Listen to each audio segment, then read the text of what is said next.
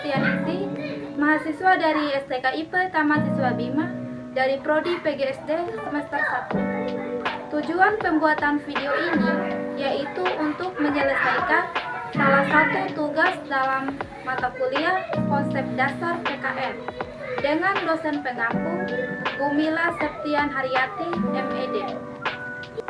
Dalam video ini, saya mengangkat materi dari buku yang berjudul Pendidikan Pancasila dan Kewarganegaraan atau PPKN di Perguruan Tinggi dengan nama penulisnya Sarinah SAG MPDI, Muhtar Dahri SHMH, dan Harmaini SPD SHMH dengan tahun terbitnya yaitu pada tahun 2016, di mana pada buku ini terdapat 11 bab, yaitu bab 1 membahas tentang sejarah lahirnya Pancasila, bab 2 membahas filsafat hidup dan filsafat negara Pancasila, bab 3 membahas identitas nasional, bab 4 membahas demokrasi Pancasila, bab 5 membahas negara dan konstitusi, bab 6 membahas hak asasi manusia, bab 7 membahas hak dan kewajiban warga negara, bab 8 membahas wawasan Nusantara sebagai geopolitik Indonesia, bab 9 membahas politik dan strategis nasional, bab 10 membahas good dan governance, dan bab 11 membahas korupsi.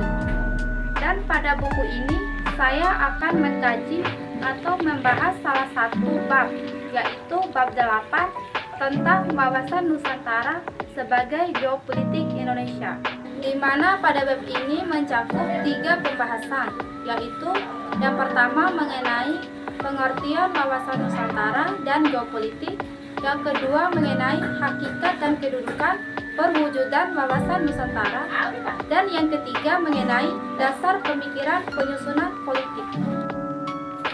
Baik, bagian pertama yaitu mengenai pengertian wawasan Nusantara dan geopolitik. Wawasan Nusantara merupakan cara pandang dan sikap bangsa Indonesia mengenai diri dan lingkungannya dengan mengutamakan persatuan dan kesatuan bangsa serta kesatuan wilayah dalam menyelenggarakan kehidupan bermasyarakat, berbangsa, dan bernegara.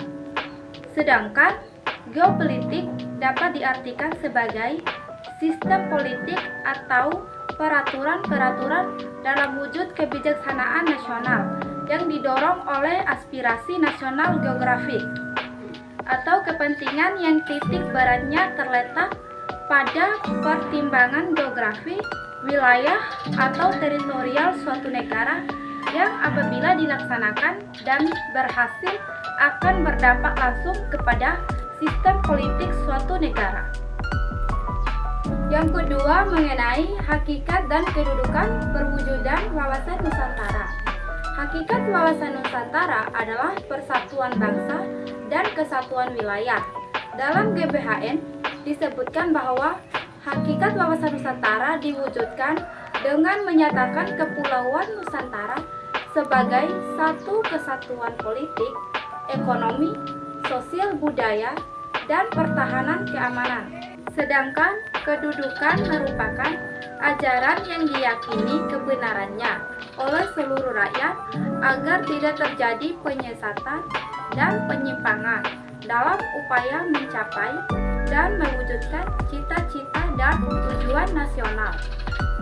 Kemudian, fungsi wawasan Nusantara. Wawasan Nusantara berfungsi sebagai pedoman, motivasi, dorongan, serta rambu-rambu dalam menentukan segala kebijaksanaan, keputusan, tindakan, dan perbuatan bagi penyelenggara negara di tingkat pusat dan daerah, maupun bagi seluruh rakyat Indonesia dalam kehidupan bermasyarakat, berbangsa, dan bernegara. Selanjutnya, tujuan dari wawasan Nusantara.